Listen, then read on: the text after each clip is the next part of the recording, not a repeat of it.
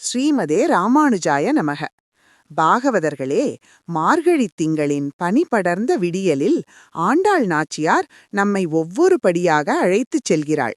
இதுவரை சாதாரண வீடுகளை எழுப்பியவர்கள் இன்று ஒரு மிகப்பெரிய மாளிகையின் முன் வந்து நிற்கிறார்கள்.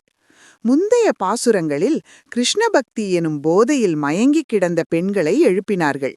ஆனால் இன்று எழுப்பப்படும் பெண் சற்றே வித்தியாசமானவள். இவள் ஒரு ரத்தின மாளிகையில் வசிப்பவள். ஆச்சாரிய நிஷ்டையில் தலை சிறந்தவள். வாசலில் நிற்கும் கோபியர்களுக்கோ கிருஷ்ணனை பிரிந்த துடிப்பு. ஆனால் உள்ளே இருப்பவளோ எதை பற்றியும் கவலைப்படாமல் சுகமாக உறங்குகிறாள். இந்த முரண்பாடு ஏன்?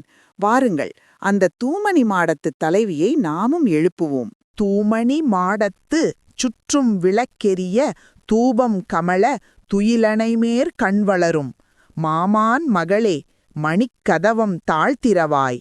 மாமீர் அவளை எழுப்பீரோ? உன் மகள்தான் ஊமையோ அன்றி செவிடோ அனந்தலோ ஏமப் பெருந்துயில் மந்திரப் பட்டாளோ மாமாயன் மாதவன் வைகுந்தன் என்றென்று நாமம் பலவும் நவின்றேலோரெம்பாவாய். இந்த தேன் தமிழ் வரிகளுக்கான எளிய பொருளை முதலில் பார்ப்போம். தூமணி மாடத்து, குற்றமற்ற பரிசுத்தமான மாணிக்கக் கற்களால் கட்டப்பட்ட மாளிகையிலே. சுற்றும் விளக்கு எரிய, நாலாபுறமும் விளக்குகள் பிரகாசமாக எரிந்து கொண்டிருக்க. தூபம் கமழ, நறுமணம் வீசும் சாம்பிராணி புகை எங்கும் பரவியிருக்க. துயில் அணைமேல் கண்வளரும், மெத்தென்ற படுத்தையின் மேல் சுகமாக உறங்குகின்ற. மாமான் மகளே, என் மாமன் மகளே, உரிமை கொண்ட உறவே, மணிக்கதவம் தாழ் திறவாயாக, அந்த அழகிய மணிக்கதவின் தாழ்பாலை திறப்பாயாக. பதில் வராததால் அவளுடைய தாயை பார்த்து கேட்கிறார்கள். மாமீர், அவளை எழுப்பீரோ? அத்தை, உள்ளே உறங்கும் உங்கள் மகளை நீங்கள் எழுப்பக்கூடாதா? உங்கள் மகளுக்கு பேச்சு வராதா? உன் மகளுக்கு பேச்சு வராதா? அன்றி செவிடோ அல்லது காதுதான் கேட்காதோ? அனந்தலோ அல்லது களைப்பு மிகுதியால் எழுந்திருக்க முடியவில்லையா? ஏமப் பெருந்துயில் மந்திரப்பட்டாளோ அல்லது யாரும் எழுப்ப முடியாதபடி மயக்க மந்திரம் ஏதேனும் போடப்பட்டு விட்டதோ? மாமாயன் மாதவன் வைகுந்தன் என்றென்று எம்பெருமானின் திருநாமங்களை நாங்கள் திரும்பத் திரும்பச் சொல்லியும் அவள் எழவில்லையே. பாகவதர்களே, இந்த பாசுரம் வெறும் உறக்கத்தை கலைக்கும் பாட்டல்ல. இது பக்தி ரசம் சொட்டும் ஒரு நாடகம். இதில் பொதிந்துள்ள சுவையான விஷயங்களை, ரசோக்திகளை ஒவ்வொன்றாக ரசிப்போம். 1. கோபி பாவம், அதாவது கதை மற்றும் உணர்வுகள். வெளியே நிற்கும் கோபியர்களுக்கு ஒரே வயிற்றெரிச்சல். ஏன் தெரியுமா?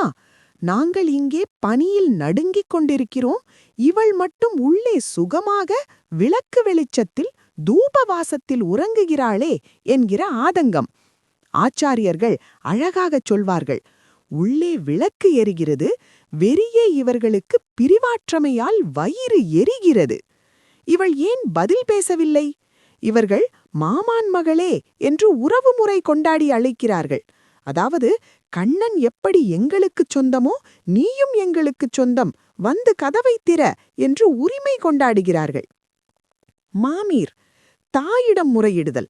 இவள் எழாததால் கோபியர்கள் ஜன்னல் வழியாக அவளுடைய தாயை பார்க்கிறார்கள்.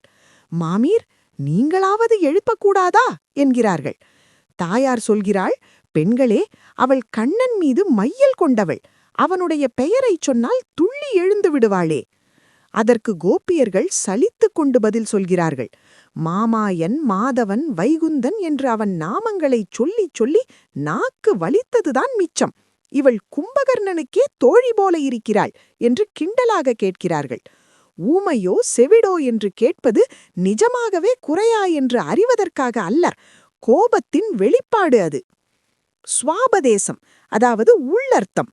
இங்கே உறங்குவது ஒரு சாதாரண பெண் அல்ல, இது உபாயாத்யவசாயம் கொண்ட ஜீவாத்மா. தூமணி மாடம் என்பது நம் சரீரம், அதாவது உடல். ஆனால் சாதாரண உடல் அல்ல, ஞானம் நிறைந்த தூய்மையான சரீரம். சுற்றும் விளக்கெரிய என்பது எங்கும் பரந்து விரிந்த ஞானம், அதாவது நாலெட்ஜ் பிரகாசிக்கிறது. தூபம் கமழ என்பது ஆச்சாரிய அனுஷ்டானம், அதாவது நல் ஒழுக்கம். வெறும் படிப்பு இருந்தால் போதாது, அது நறுமணம் போல செயலில் வீச வேண்டும். கண் வளருதல் என்பது சோம்பேறித்தனம் அல்ல, இது பரஸ்யாசவத் பிரவிற்த்தி நிவிருத்தி என்று சொல்வார்கள்.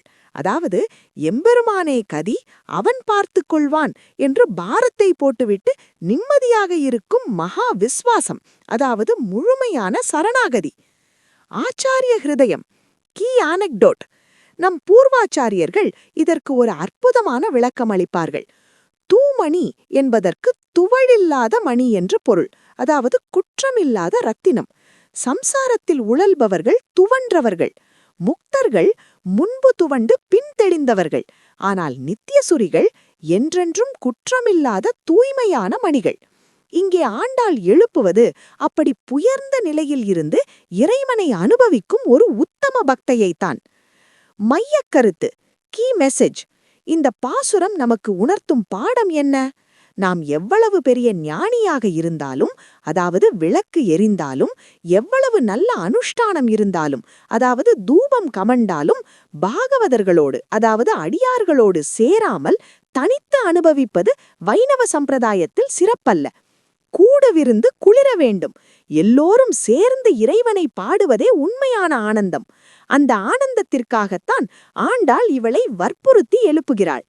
நாமும் அந்த ஆனந்தத்தை பெற மாமாயன் மாதவன் வைகுந்தன் என்று அவன் திருநாமங்களைச் சொல்லி நம் அஞ்ஞானம் என்னும் உறக்கத்தை கலைப்போம். ஆண்டாள் திருவடிகளே சரணம். நம்மிடம் தர்மசாஸ்திரம், ஜோதிடம், புராணங்கள், ஸ்லோகங்கள் என்று அளவிட முடியாத அறிவுச் செல்வம் உள்ளது. ஆனால் இன்று அந்த அறிவை முறையாக படிப்பதும் தொடர்ந்து கற்றுக்கொள்வதும் வாழ்க்கையில் பயன்படுத்துவதும் எளிதாக இல்லை. பெரும்பாலும் நாம் பார்த்துவிட்டு கடந்து செல்கிறோம். ஆழமாக கற்கும் வாய்ப்பு குறைந்து வருகிறது.